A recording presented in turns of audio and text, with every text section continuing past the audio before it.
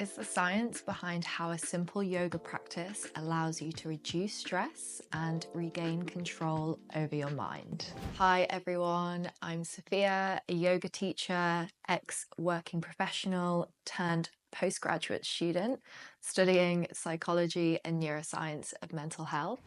In this video, we are going to talk about being triggered by threat, the stress response, and how you can use a simple yogic technique to regain control over your mind. Before talking about stress, we need to introduce the nervous system, which is our control network that controls all our bodily systems. We have our central nervous system, which is made up of our brain and our spinal cord, and we have our peripheral nervous system, which are nerves that carry signals throughout the body. In the peripheral nervous system, we have our autonomic nervous system, which is split into two. The sympathetic nervous system, also known as the fight or flight response, which can make us feel anxious and avoidant. And we have our parasympathetic nervous system, also known as our rest and digest, which can make us feel more relaxed and in control. So as humans, we have evolved to detect threat in our environment. Generally, we have two types of threat: real and perceived threat. Real threat is an objective danger, so something like a car speeding towards you, which demands immediate action to protect yourself for survival. Perceived threat is your subjective interpretation or feeling of danger, even if the situation is not objectively threatening. For example, a presentation you're about to give at work, or it could be as simple as someone disagreeing with your point of view. This is an example where I have been there, and in the moment you tend to freeze and you don't know what to do, and you're kind of going into panic mode. So when we feel threat, whether it is real or perceived, our brain and body respond in the same way. And so when we feel threat, a part of our brain called the amygdala detects this threat, whether it be real or perceived. It can't tell the difference.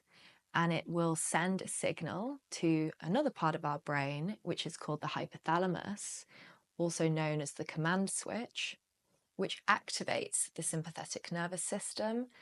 And remember, this is our fight or flight, or I like to say freeze as well. Physiologically, this results in increased heart rate, increased breathing, muscle tension.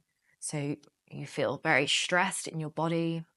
And also the stress hormone cortisol is released, which can make you feel anxious and also have difficulty concentrating.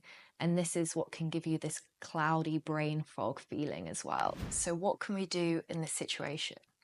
So our brain is constantly looking for feedback on whether the threat is ongoing or resolved. So we need to tell our brain that everything is okay, and the easiest and quickest way of doing this is controlling the breath. So can you remember I said in the sympathetic nervous system response that our respiration rate, our breathing increases?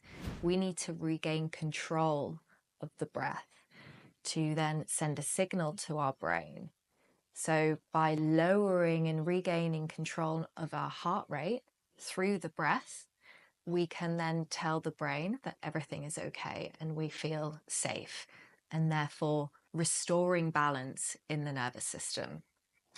So we can do a simple yogic practice, such as a box breath, activates the vagus nerve, which is part of our parasympathetic nervous system response.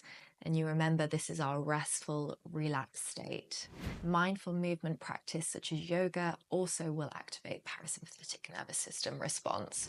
So over time, adopting these practices will make you less reactive to stress and more resilient in your daily life.